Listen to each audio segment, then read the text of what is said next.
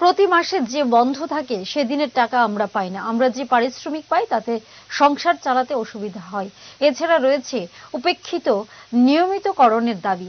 আমাদের এসব দাবির প্রতি সহানুভূতিশীল দৃষ্টি দিক রাজ্যের খাদ্যমন্ত্রী সুশান্ত চৌধুরী তথা বর্তমান রাজ্য সরকার, এটাই আমাদের প্রার্থনা। শুক্রবার অরুন্ধতিনগরস্থিত কেন্দ্রীয় খাদ্য গুদাম তথা পিডিএস সাপ্লাইয়ের শ্রমিকরা এই দাবিগুলো তুলে ধরেন। তারা জানিয়েছেন, আমাদের দাবিগুলি যুক্তিসঙ্গত। এইসব দাবিগুলো পূরণ হলে আমরা ঠিকঠাক ভাবে পরিবারের লোকজনদের প্রতিপালন চালিয়ে যেতে পারবো।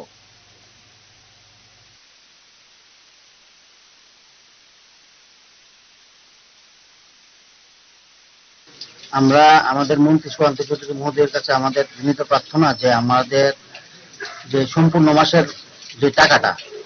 মাসের টাকাটা দিয়ে আমাদেরকে উপকৃত করার জন্য। কারণ আমরা প্রতি মাসে যে বদ্ধ টাকা কিন্তু আমরা পাই না।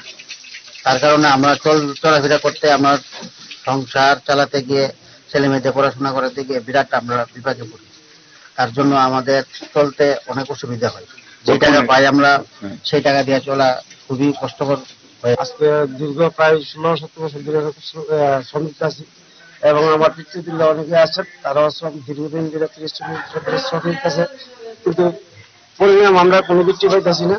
যতটুক পাওয়ার কথা বিভিন্ন জায়গায় আমরা যে সময় যে কাজে দরকার লাগে আমরা যাই, ধানের মেলায় যাই, কোনো সময় আমরা দীর্ঘদিন মোকাবেলা করছি, কিন্তু আমরা খাদ্যমন্ত্রীর কাছে নিতে পারবো